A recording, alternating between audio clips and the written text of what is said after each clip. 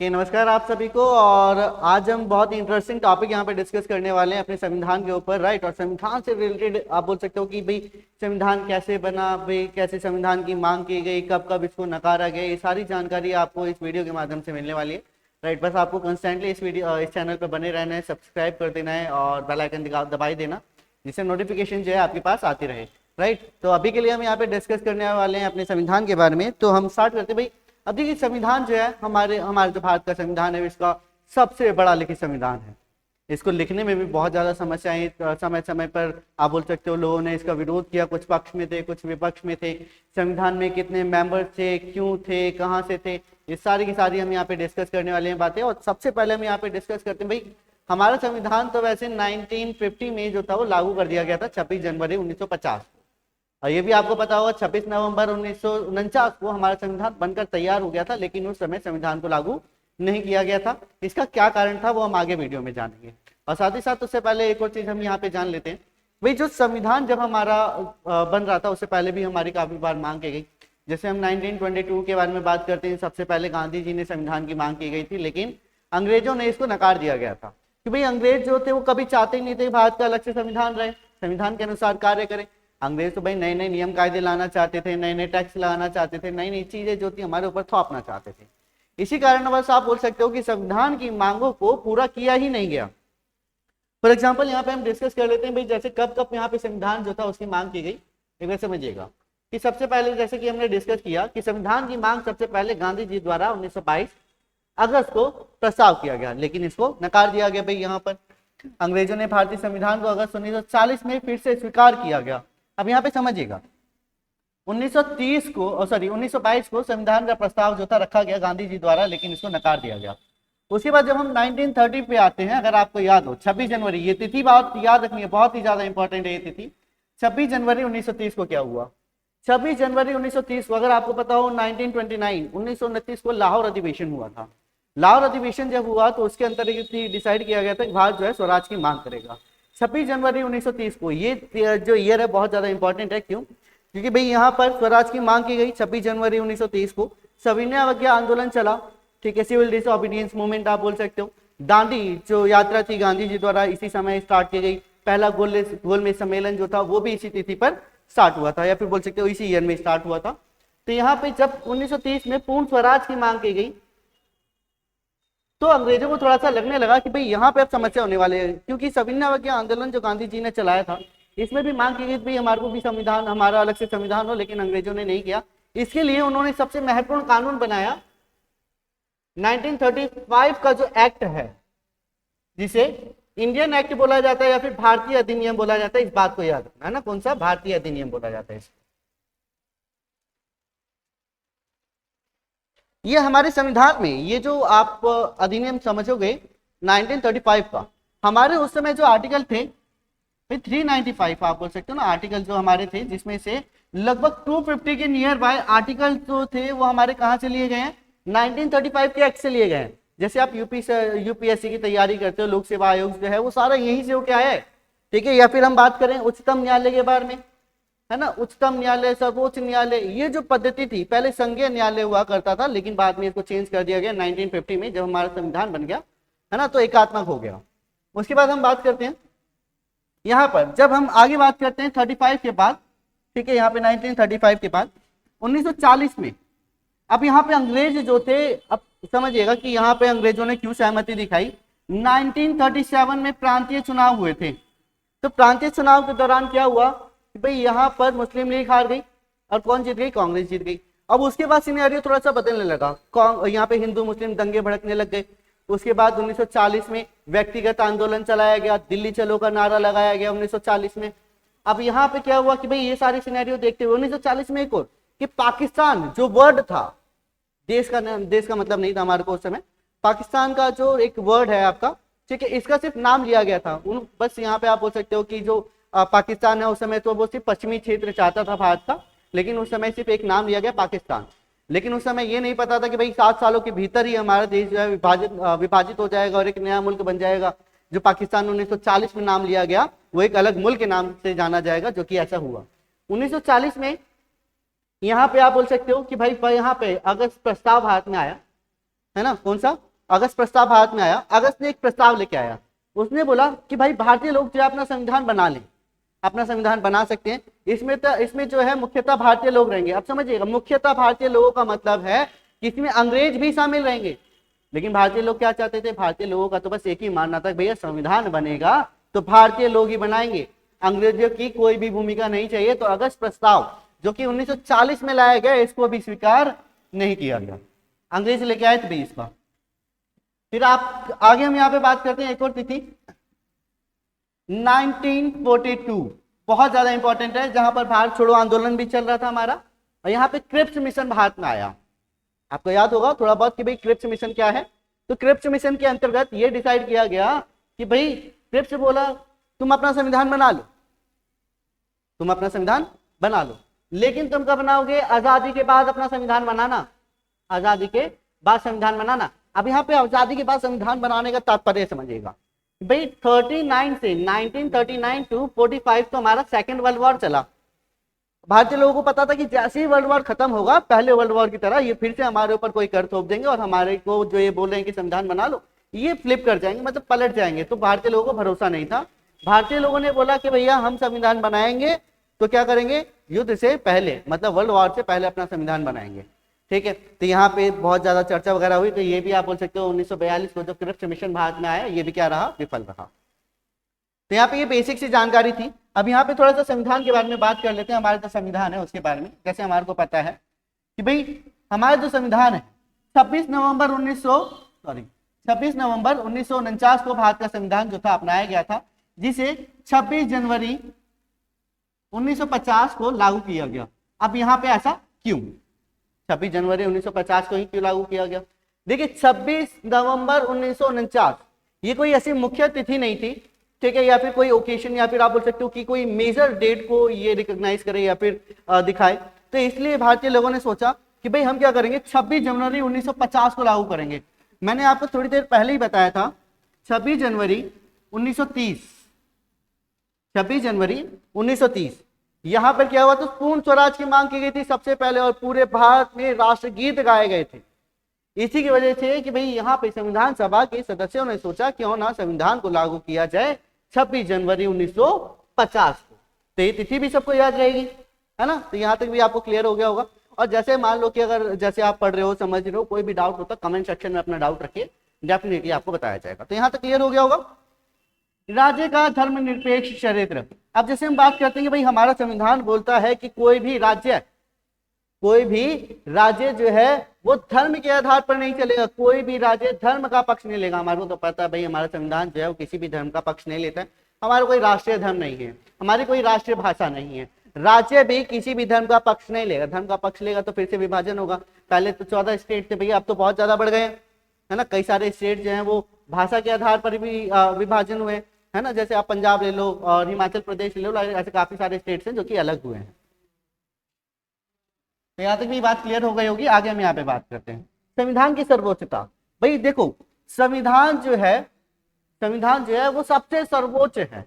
संविधान का कोई भी उल्लंघन नहीं कर सकता। किसी भी व्यक्ति को कहीं पे भी खड़ा कर दो, कोई भी व्यक्ति जो है संविधान का उल्लंघन नहीं करेगा, ठीक है। अब चाहे वो प्रधानमंत्री हो, राष्ट्रपति हो, मुख्यमंत्री हो, या आपका अटॉर्नी जनरल हो, कोई भी हो भाई, महान्यायवादी ले लो, कोई भी ले लो भाई, कोई भी व्यक्ति जो है सर्वोच्च जो हमारा कानून है उसका उल्लंघन नहीं कर सकता है, कोई उसके अपोजिट नहीं जा सकता है। लेकिन हाँ आप बोल सकते हैं कि हमारा जो संविधान है, ठीक है, इसमें संशोधन किए जा सकते हैं।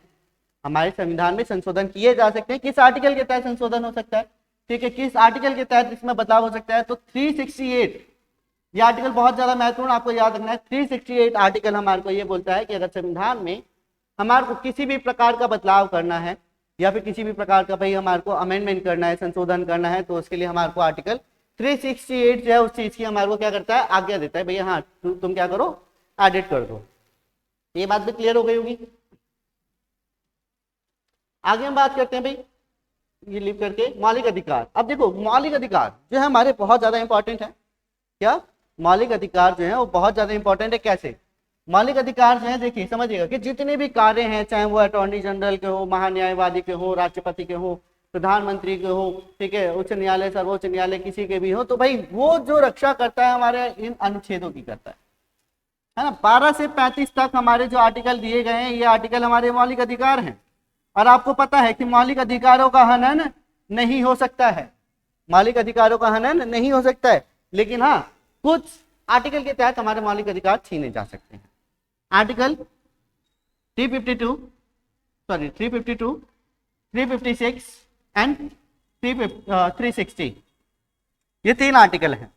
इसमें आपके अधिकार छीने जा सकते हैं, ठीक है। यहाँ पे सिर्फ 2 अधिकार जो आपके हैं वो नहीं छीने जाएंगे, ठीक है, वो भी जेल से रिलेटेड है, ठीक है। आप बोल सकते हो 20 और 21 जो जेल में लोग हैं जो सजा काट रहे हैं उनके लिए जो अधिकार दिए गए हैं वो संरक्षित रखे जाते हैं, बाकी आपके सारे अधिकार छीन ले जाते हैं, ठीक है। और इसके लिए जो पावर होती है वो राष्ट्रपति के पास होती है, राष्ट्रपति सिग्नेचर करेगा। और ये तीनों आर्टिकल जो है आपातकाल से संबंधित है गाइस। कौन से?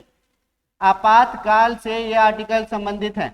352 जो आर्टिकल है, ठीक है, ये बाहरी युद्ध उसके लिए है, गृह युद्ध उसके लिए है। 356 जो है इसको राष्ट्रपति शासन बोला जाता है।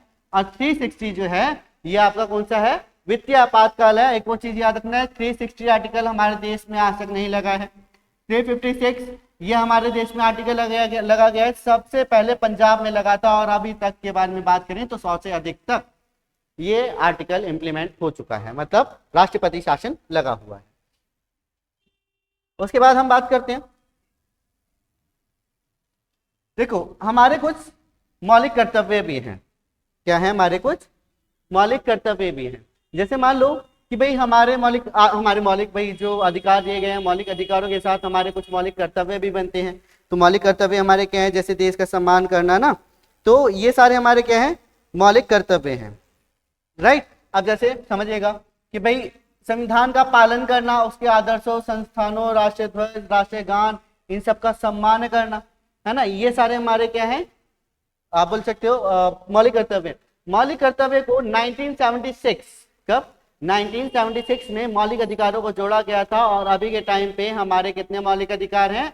हमारे मौलिक अधिकार हैं टोटल, सॉरी मौलिक कर्तव्य जो है टोटल कितने हैं? 11 हैं। पहले 10 थे, अब कितने हो गए हैं? 11 हो गए हैं। मतलब 11 में आप ये बोल सकते हो कि जो एजुकेशन है, ठीक है, 6 से आप बोल सकते हो कि 14 साल तक के जितने भी बच्चे हैं उनको मुफ्त शिक्षा जो है अनिवार्य कर दी गई है। यह कर्तव्य भी है, ये पेरेंट्स का कर्तव्य है, जो कि पेरेंट्स क्या करेंगे? बच्चों को एजुकेशन देंगे। हमने क्रिप्स प्रस्ताव जो है ऑलरेडी डिस्कस कर लिया है कि भाई क्रिप्स प्रस्ताव में क्या हुआ कि भाई 1942 में क्रिप्स मिशन भारत में आया, क्रिप्स प्रस्ताव भारत में आया, जहां पे उन्होंने क्या बोला? जहां पे उन्होंने ये बताया था भाई आप क्या करो, अपना संविधान बना लो, लेकिन आजादी के बाद, लेकिन भारतीय लोग जो थे वो सहमति कहाँ थे? उन्होंने बोला कि भाई हमारे को संविधान बनाना है तो आजादी से पहले बनाना है ना। तो ये क्या हो गया? ये स्वीकार नहीं किया गया। उसके बाद हम बात करते हैं अब संविधान का गठन कैसे हुआ। आपको पता हो भाई इंग्लैंड में जो सरकार बनी थी, एटली की सरकार बनी थी, ठीक है, और एटली जो था वो भारत को आजादी दिलाना चाहता था। एटली द्वारा भारत में 3 व्यक्ति भेजे गए, जिसे कैबिनेट मिशन भारत में बुलाया जाता है। कैबिनेट मिशन 1946 में भारत में आया। इसमें 3 व्यक्ति थे, sir Stafford Cripps, Patrick Lawrence और एबी अलेक्जेंडर। कितने लोग थे? 3 लोग थे। सर पैट्रिक लॉरेंस जो कि क्या थे? कैबिनेट मिशन के अध्यक्ष थे। सर स्टैफर्ड क्रिप्स, ये वही स्टैफर्ड क्रिप्स है जो कि 1942 में आए। और ये कौन है? AB Alexander. अब इन तीनों को डिसाइड करना था कि संविधान में मेंबर्स कितने रहेंगे, मेंबर्स कितने रहेंगे, ठीक है, और कौन व्यक्ति मनोनीत रहेगा, कौन निर्वाचित रहेगा, वो सारी प्रक्रिया इनको डिसाइड करनी थी। हमारे को पता है भाई हमारे जो मेंबर्स थे संविधान के वो 389 थे। इसमें दोनों हैं, इसमें दोनों हैं, मनोनीत और कौन से हैं? निर्वाचित।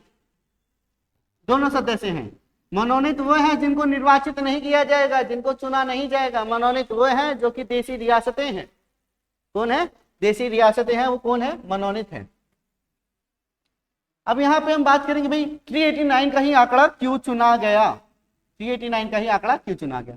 उस समय हमारे देश की आबादी थी 40 करोड़। कितनी की आबादी थी? 40 करोड़ की आबादी थी। तो इस हिसाब से डिसाइड किया गया कि एक व्यक्ति 10 लाख लोगों का नेतृत्व करेगा। तो इस प्रकार हमारा जो आंकड़ा बना, कितना बना? 389 का हमारा आंकड़ा बना। अब इसमें 389 थे कैसे?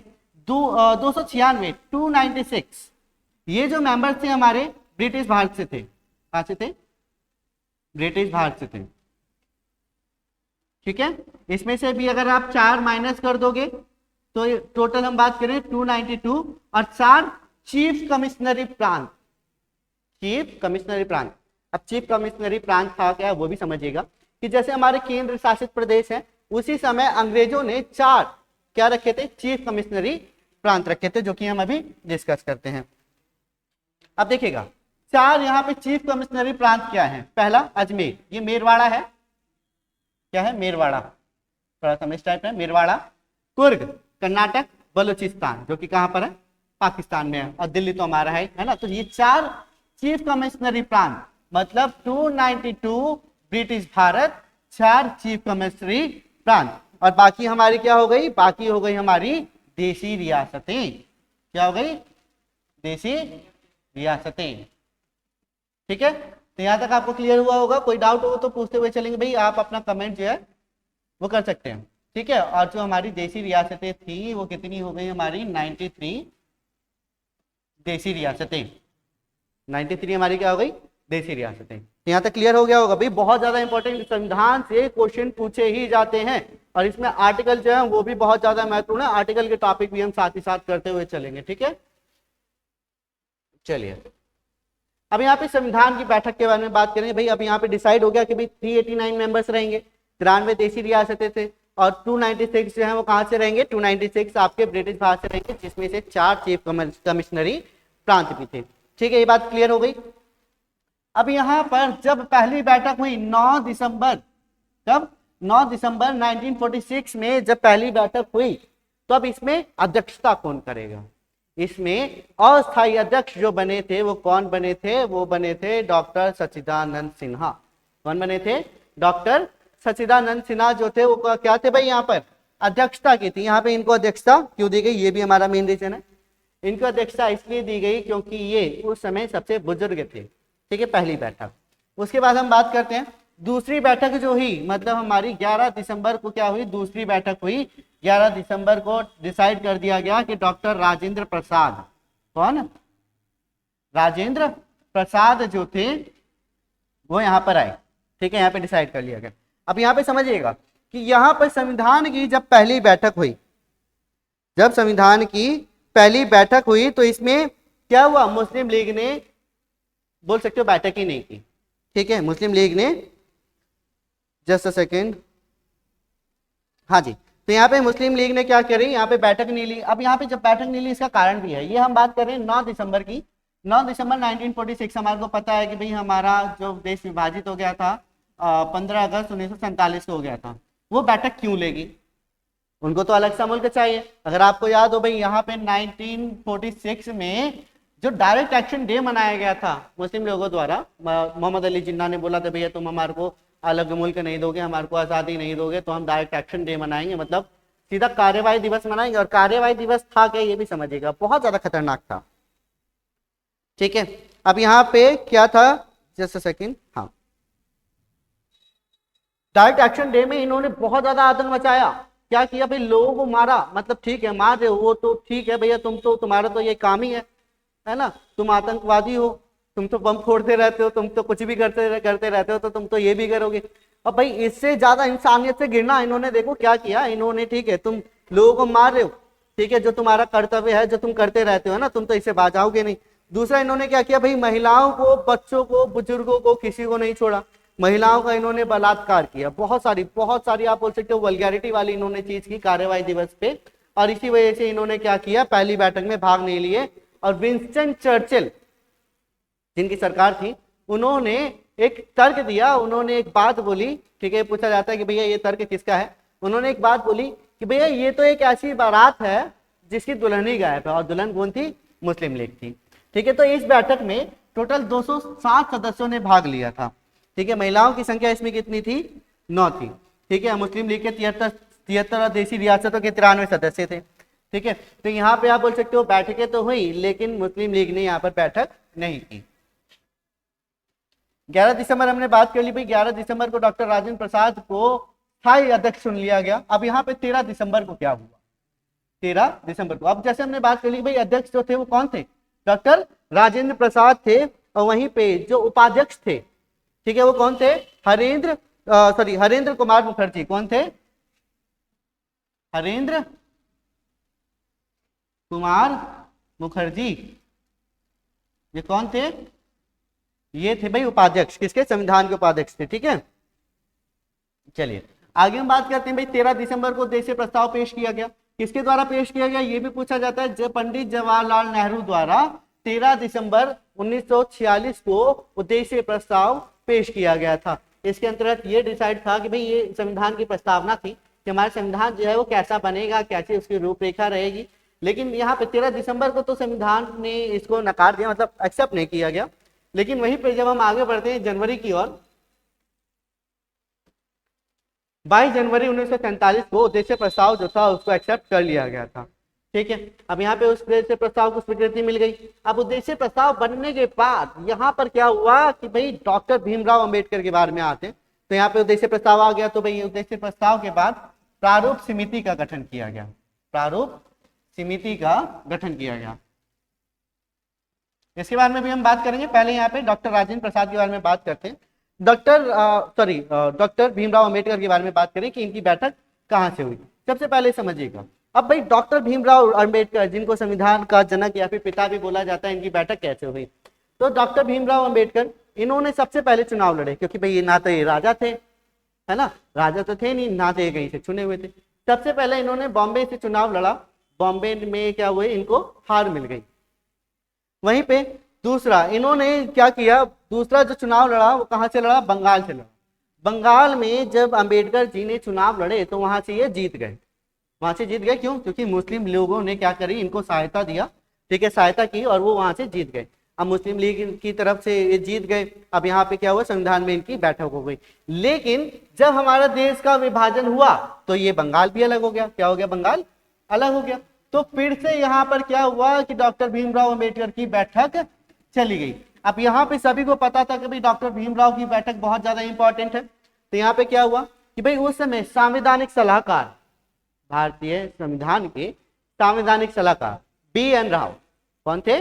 बी.एन. राव संवैधानिक सलाहकार थे। और एक और चीज आपको याद रखना है बी.एन. राव के बारे में, सबसे पहले भारतीय जो कि विदेश में या फिर अंतरराष्ट्रीय न्यायाधीश थे, उनका नाम भी क्या था भारत की तरफ से? बी.एन. राव ही था, ये याद रखना। बी.एन. राव द्वारा डॉक्टर राजेंद्र प्रसाद को कहा गया कि भीमराव अंबेडकर की उपस्थिति जो है हमारे संविधान में बहुत ज्यादा क्या है, इंपॉर्टेंट है, जरूरी है। तो उस समय डॉक्टर राजेंद्र प्रसाद ने क्या किया, बॉम्बे के जो मंत्री थे बीजी खैर, उनको एक पत्र लिखा। उनको बोला कि भैया बॉम्बे से एक जगह रिक्त करवाओ और उनको रिक्त कराने के बाद डॉक्टर भीमराव अंबेडकर को वो जगह दे दी जाए। तो ये बात मानकर क्या हुआ कि भाई यहाँ पे डॉक्टर भीमराव अंबेडकर ने जो बैठक की संविधान में, वो कहाँ से की? बैठक की बॉम्बे से। ठीक है, ये चीज याद रखना, बहुत ज्यादा इंपॉर्टेंट है। पूछा जाएगा कि भाई डॉक्टर भीमराव अंबेडकर ने कहाँ से बैठक की थी संविधान में? तो वो बॉम्बे से की थी। ये बहुत सिंपल सा पॉइंट है। अब यहाँ पे जब हम बात करें कि जिस यहाँ पे संविधान का प्रारूप जो पांडुलेखन था वो कैसे था, यहाँ समझिएगा। भाई संविधान का जो प्रारूप समिति के अध्यक्ष थे वो कौन थे? डॉक्टर भीमराव अंबेडकर थे। प्रारूप समिति के टोटल कितने लोग थे? भाई प्रारूप समिति में टोटल 7 लोग थे। कितने थे? 7 लोग थे। कौन कौन थे समझिएगा। भाई भीमराव अंबेडकर समिति के अध्यक्ष गोपाल स्वामी, अल्लादी कृष्ण स्वामी अय्यर, मोहम्मद सादुल्ला जो कि मुस्लिम लीग से थे, के.एम. मुंशी, वी विक्रमाचारी और माधव राव। ये 7 व्यक्ति प्रारूप समिति के अध्यक्ष थे और इनके द्वारा ये डिसाइड करना था कि हमारा संविधान अब कैसा बनेगा, उसकी रूपरेखा तैयार करना, वो सारा। और जैसे मौलिक अधिकारों के बारे में बात करें तो मौलिक अधिकारों में हमारे भीमराव अंबेडकर जी की बहुत ज्यादा भूमिका है। शिक्षा का अधिकार, स्वतंत्रता का अधिकार, इन्होंने काफी सारी चीजें अपने जीवन में झेली है ना।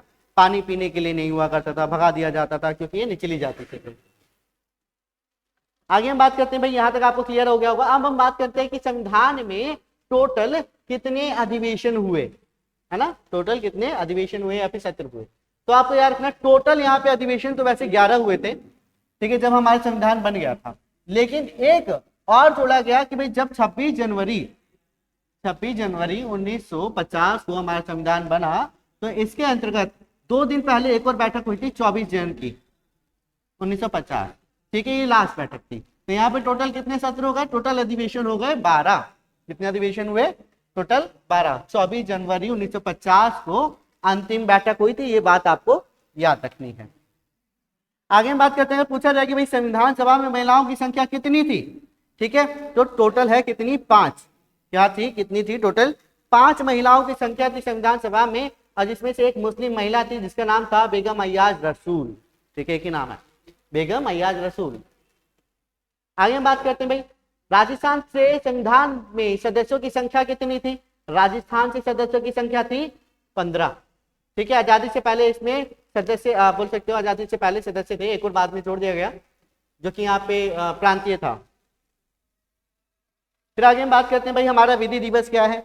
जब हमारा संविधान विधि पूर्वक बन गया, क्या, जब हमारा संविधान विधि पूर्वक बन गया तो उसे विधि दिवस के नाम से जाना गया।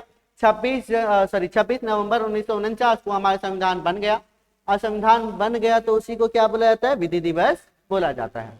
ठीक है, और कब लागू हुआ, 1950, है ना।